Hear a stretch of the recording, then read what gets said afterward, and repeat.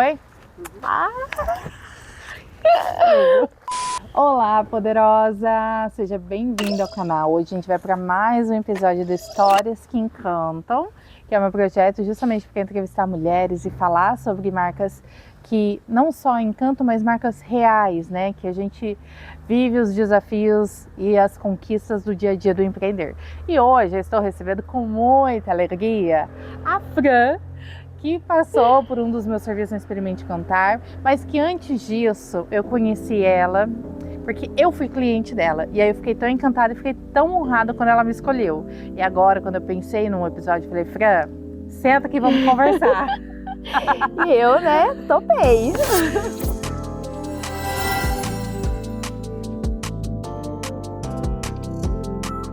Fran, muito bem-vinda. Obrigada. Muito obrigada.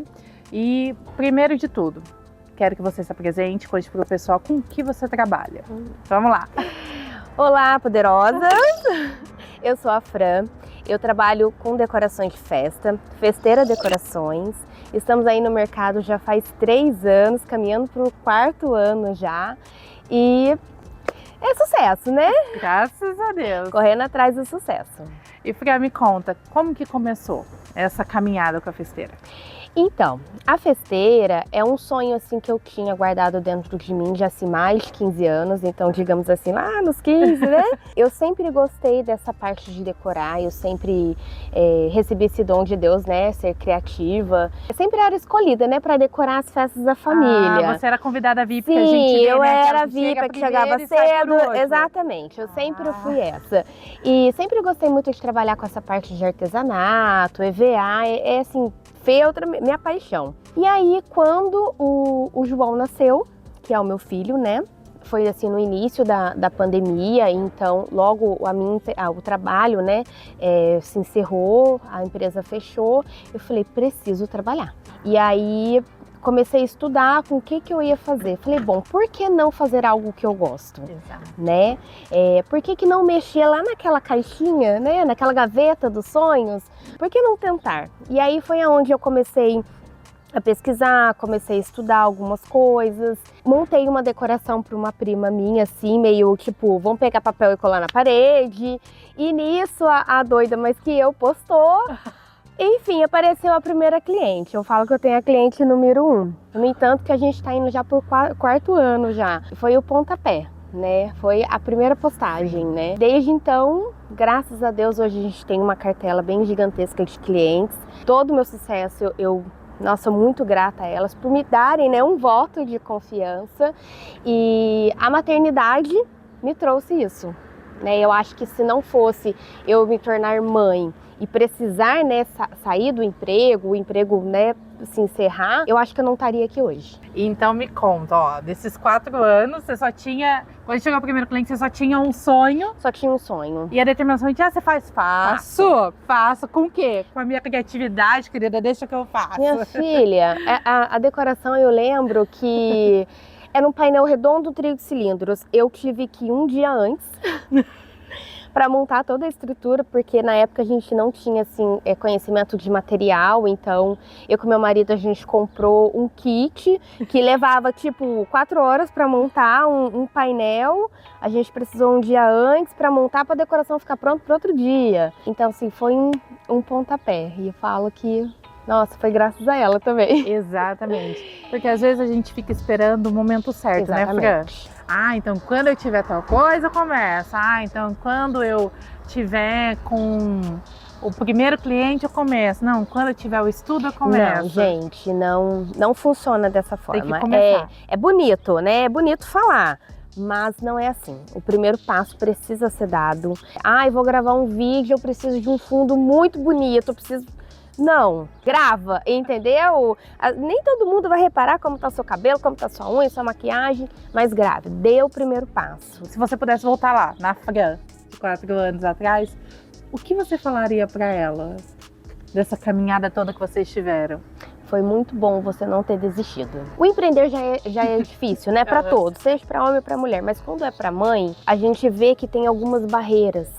Então eu vejo que se eu tivesse desistido lá no começo, eu não teria conhecido pessoas maravilhosas, eu não teria conquistado coisas. Então eu falo, muito bem, você não desistiu. É muito bom a gente falar do empreender quando a gente vai falar das coisas boas. Exato. Quantas festas você já fez, os clientes que estão aí há 4 anos com você todo ano, inclusive esse ano, se Deus quiser. Então, assim, é muito bom a gente falar das conquistas. E pra mim, a gente precisa mesmo colocar as conquistas lá na prateleira e falar, cara, eu sou boa mesmo, olha o que eu fiz, olha o que eu já conquistei. Mas, muitas vezes, na hora que chega o primeiro desafio, muita gente desiste. Exatamente. Porque lidar com desafio já é difícil. Lidar com desafio sendo mãe e sendo mulher, parece que o peso é ainda maior. Ainda maior. Como que foi pra você não desistir? Porque, ok, chegou a primeira cliente, mas eu acredito que não foi chegando tão uma atrás da outra, né? É uma conquista, é um conquista. caminho. Como que foi?